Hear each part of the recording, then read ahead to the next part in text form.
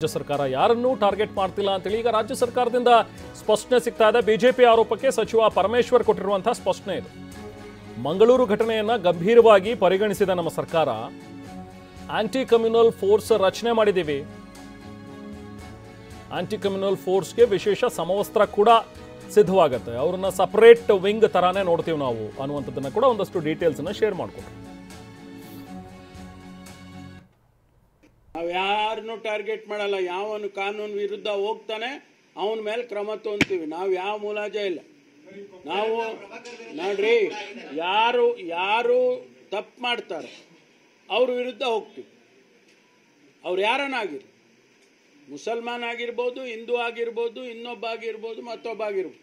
ನಾವು ಯಾವ ಮುಲಾಜಿಲ್ಲ. ಕಾನೂನು ವಿರುದ್ಧ ಇಲ್ಲಾಂದ್ರೆ ನಿಮ್ಗೆ ಯಾಕೆ? ಕಾನೂನಿಗೆ ವಿರುದ್ಧ ಹೋದರೆ ಮಾತ್ರ ಇದನ್ನು ನಾವು ಎನ್ಫೋರ್ಸ್ ಮಾಡ್ತೀವಿ. ಬಿಟ್ಟರೆ ನಾರ್ಮಲ್ ಆಗಿ ಜನ ಇರೋರು ಇರ್ತಾರಪ್ಪ.